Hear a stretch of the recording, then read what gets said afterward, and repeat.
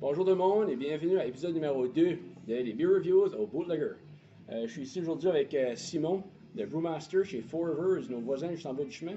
Puis on va parler de la bière, la Rock Bolter, la Black IPA. So Simon, you're new to the region. Where were you before being in Bathurst?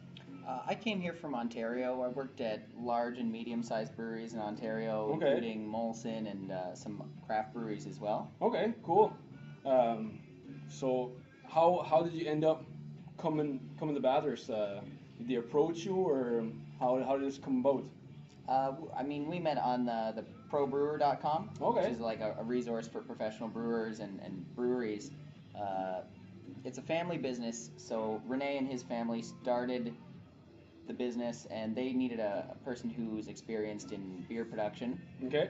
So we connected, and I decided to come out here and help them get everything going and get all the recipes together and start producing beer and get it in the stores. Awesome. Well, we're happy to have you in Bathurst, and definitely happy to have a craft brewery in town, not far away. So what can you tell us about the Rock Bolter, my favorite from you guys, the Black IPA, and what differentiates this one here from a regular IPA? The Rock Bolter Black IPAs are year-round dark beer. Mm-hmm. So we make it year-round. It's available in the stores. It's similar to an IPA, but the brewers in Cascadia started making their brews darker and darker and developed this type of IPA, which is kind of a misnomer, the pale and black. Okay, cool. It's a dark, hoppy American-style beer. Okay. Cool. I super enjoy it. As far as hops that were used in this beer, what are we talking about? For the bittering for a lot of our beers, we're using nugget hops and centennial hops. Okay. So those are good bittering hops for lots of beers, and we use them pretty heavily for a variety of beers. Okay.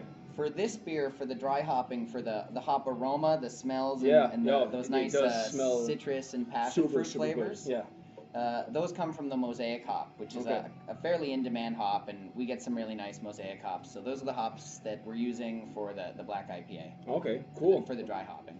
Nice. I super enjoy it. So we'll give it a little whirl and test it out. So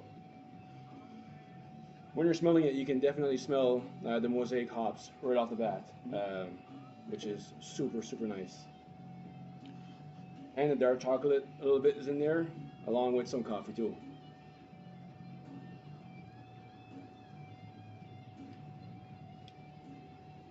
Super good.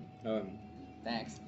I super enjoy it. Just because it's a dark beer, some people tend to think that it's really super strong and maybe tend to steer away from it sometimes. But this one here is a nice citrus taste to it. I find a nice lingering coffee on the back end with just I find a generous amount of bitterness, which is super good. It's not too rough at all.